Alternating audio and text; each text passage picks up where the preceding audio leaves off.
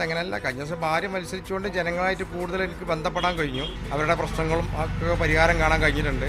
അതുകൊണ്ട് ഇവിടുത്തെ ജനങ്ങളുടെ ഒരു തീരുമാനമാണ് ഞാൻ മത്സരിക്കണം എന്നുള്ള ഒരു തീരുമാനം. ജനറൽ വാർഡാണെങ്കിൽ മത്സരിക്കാൻ ഭർത്താവുണ്ട്, വനിതാ സംവരണമാണെങ്കിൽ ഭാര്യ റെഡിയാണ്. മഞ്ചേരി നഗരസഭയിലെ 15 വാർഡുകളിൽ ഭാര്യയും ഭർത്താവും മാറി മാറി മത്സരിച്ചുകൊണ്ടേയിരിക്കുകയാണ്. ഭർത്താക്കന്മാരിൽ നിന്ന് സീറ്റ് വാങ്ങി മത്സരിക്കുന്ന ഭാര്യമാർ 8 എണ്ണമുണ്ട്.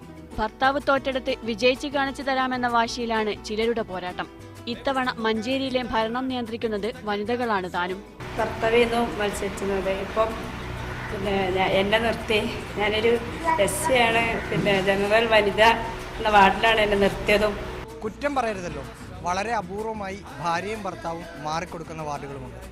അവിടെ മത്സരിക്കുന്നത് മകളോ മകനോ ആയിരിക്കുമെന്നുമാണ്. ഉമ്മ ഒരു സജീവ പ്രവർത്തകയാണ്.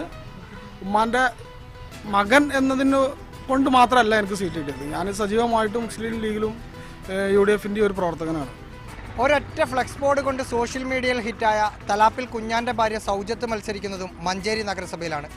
കഴിഞ്ഞ തവണ കുഞ്ഞാൻ മത്സരിച്ചിരുന്നുവെങ്കിലും പച്ച തൊട്ടിരുന്നില്ല. ഡാറ്റസ് വേലായുധനൊപ്പം റഹീസ് റഷീദ്, മീഡിയ 1, മലപ്പുറം.